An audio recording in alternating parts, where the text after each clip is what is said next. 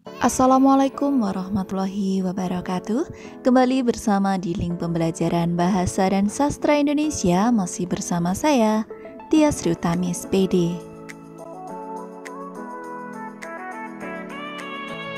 Dalam pertemuan kali ini, kita akan belajar bersama dengan materi pokok unsur intrinsik karya sastra. Selengkapnya, simak tayangan berikut ini.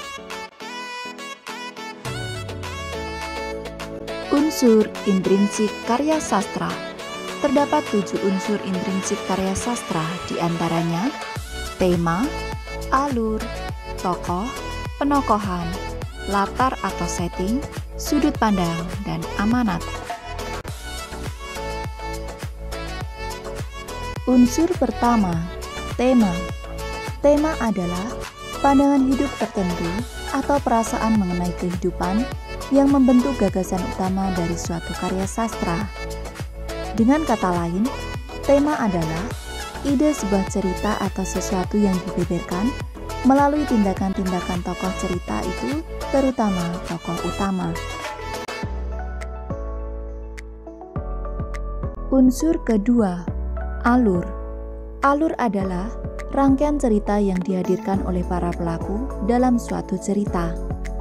Alur merupakan suatu jalur lintasan atau urutan suatu peristiwa yang berangkai sehingga menghasilkan suatu cerita.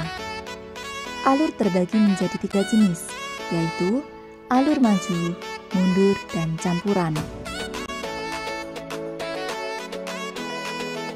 Unsur ketiga, tokoh.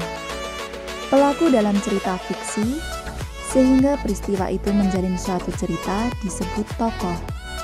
Sedangkan cara pengarang menampilkan tokoh disebut penokohan.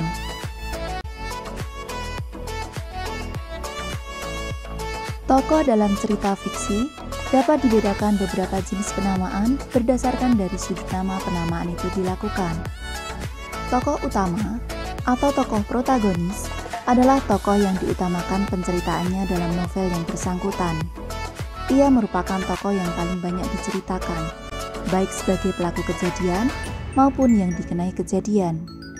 Sedangkan tokoh kedua atau tokoh antagonis adalah tokoh atau pelaku yang menyambungi atau membayang-bayangi bahkan menjadi musuh tokoh utama.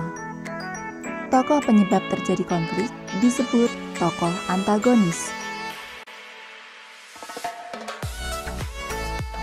Unsur keempat, penokohan. Penokohan atau karakter adalah pengembangan watak yang meliputi pandangan, perilaku, keyakinan, dan kebiasaan yang dimiliki para tokoh yang mempunyai tempat tersendiri dalam suatu karya sastra. Hayati dan Winarno mengungkapkan bahwa dalam penggambaran, seorang pengarang dapat melakukannya dengan 2 cara, yaitu secara eksposisi dan secara dramatik. Cara eksposisi yaitu penggambaran tokoh dikatakan memiliki sifat-sifat yang sama jika sifat-sifat yang sama itu memiliki sifat lahiriah maupun batiniah. Misalnya, pengarang menggambarkan kondisi badannya, umumnya kesukaannya, kesopanannya, dan sebaliknya.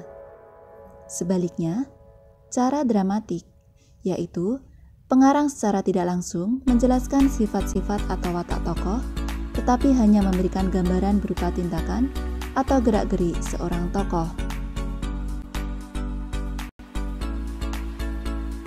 Unsur kelima, latar. Latar adalah segala sesuatu mengenai waktu, ruang, dan suasana terjadinya peristiwa, serta memiliki fungsi fisikal dan fungsi psikologis yang dilukiskan dalam suatu karya sastra.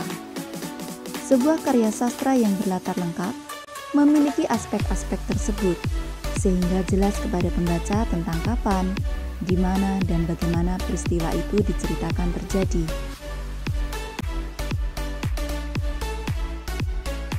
Unsur keenam, sudut pandang.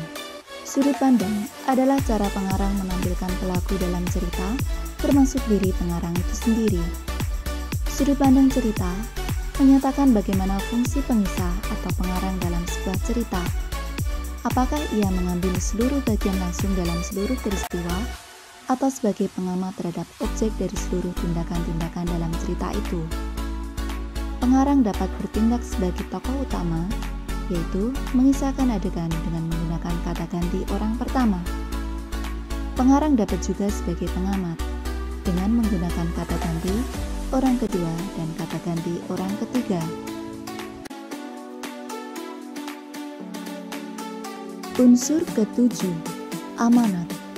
Amanat adalah gagasan yang mendasari karya sastra atau pesan yang ingin disampaikan pengarang kepada pembaca atau pendengar. Amanat berisi suatu ajaran moral atau pesan yang ingin disampaikan pengarang yang diangkat dari sebuah karya sastra.